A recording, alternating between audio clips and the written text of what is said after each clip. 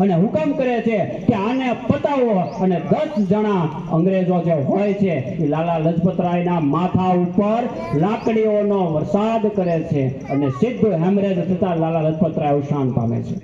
અને એ સમય દરમિયાન લાલા લજપતરાયનું વ્યક્તિત્વ પ્રચંડ હતું. પંજાબમાં કેસરી નામનું અખબાર દ્વારા ક્રાંતિકારી વિચારોનો પ્રત્યારોપણ લાલા લજપતરાયે કરેલો હતો. આખા ભારત દેશની અંદર શોકાકુલ થઈ ગયો કે લાલાનું મૃત્યુ થયું, લાલાનું મૃત્યુ થયું. હૈયું દળાતું હતું અંતિમ યાત્રાની અંદર. અને ત્યારે 20-21 વર્ષનો જુવાનડો આવે છે અને એના ચરણે પગે લાગીને એમ કહે છે કે મારી ભાવાંજલિ, મારી શ્રદ્ધાંજલિ ત્યારે જ લાલા તમને અર્પણ થશે જ્યારે તમારી ઉપર આ અત્યાચાર કરનાર વ્યક્તિને છે એવો હું નરકનો રસ્તો નહીં દેખાડું ત્યારે. અને એ વ્યક્તિ બીજું કોઈ નહીં, ભગતસિંહ. અને એ ભગતસિંહ એની ચળવળો માટે તૈયાર થાય છે. એનો માસ્ટર માઇન્ડ આઝાદ, ચંદ્રશેખર આઝાદ આખું માઇન્ડથી પ્લાનિંગ કરે છે. અને લાહોર ત્યારે ભારતની અંદર હતું, એ પંજાબ ક્ષેત્ર કહેવાતું, એની અંદર છે એ સેન્ડર નામનો અંગ્રેજ અધિકારી છે, એ સુખદેવ અને ભગતસિંહ 2 જણા જાય છે. એક ગોળી પહેલી છે એ સુખદેવ સેન્ડરને મારે છે, ત્યારબાદ 1, 2 ને 3 ગોળી છે એ ભગતસિંહ છે એ સેન્ડરને મારી અને એની શ્રદ્ધાંજલિ આપે છે. અને જેવી આ વાત અંગ્રેજોને ખબર પડે એટલે અંગ્રેજોએ સીધો આદેશ આપ્યો કર્ફ્યુનો. અને એવો આદેશ આપ્યો કે ભગતસિંહ અને રાજગુરુ જ્યાં જોવા મળે ને ત્યાં એને ઠાર કરી નાખો. આખા પંજાબની અંદર છે એ કર્ફ્યુ લાગી ગયું, કોઈ માણસ બહાર નીકળી ન કે એવા સમયની વાત છે. અને એ સમયે એક દીકરી છે એ આગળ આવે છે અને એનું નામ છે દુર્ગા ભાભી.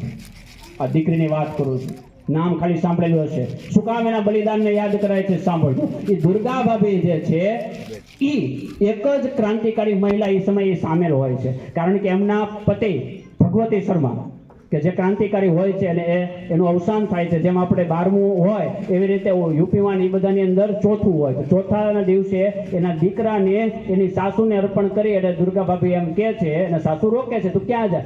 કે મારા ભાઈઓ જે ક્રાંતિકારો છે એને રોટલા ઘડવાવાળું હવે કોઈ નથી, તો હું એને એકલા કેમ મૂકીને આવું? અને દુર્ગા ભાભી છે એ ક્રાંતિકારીઓની સેવા માટે ત્યાં જાય છે. અને જ્યારે આ બનાવ બને છે ત્યારે ગમે એમ કરીને ભગતસિંહને આ પંજાબમાંથી બહાર કાઢવો ખૂબ જ કપરી પરિસ્થિતિ હોય છે. અને એ સમયે દુર્ગા ભાભી આઈડિયા આપે છે. દુર્ગા ભાભી આઈડિયા આપે છે કે આપણે એક કામ કરીએ કે તમને આ તમારી પાઘડી છે ને એના કારણે લોકો ઓળખે છે, પણ તમે જીવતા રહેશો ને તો આવી હજારો પાઘડીઓ છે ને એ બચી જશે. અને આઈડિયા શું આપે છે કે અંગ્રેજોને કોઈ રોકતું નથી, રોકે છે કોને? માત્ર જે ભારતીયો હોય છે એને.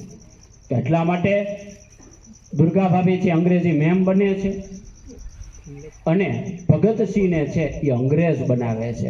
એ જે અંગ્રેજ જેવી હેટ પહેરતા એટલે કે જેવી ટોપી પહેરતા એ ટોપી પાઘડી ઉતારી અને ભગતસિંહ છે એ ધારણ કરે છે અને મૂછું રાખે છે. અંગ્રેજો એ સમય દરમિયાન રાખતા એ પ્રકારની. અને ટ્રેનમાંથી પસાર થઈ અને એ લોકો છે એ પંજાબની બહાર નીકળે છે.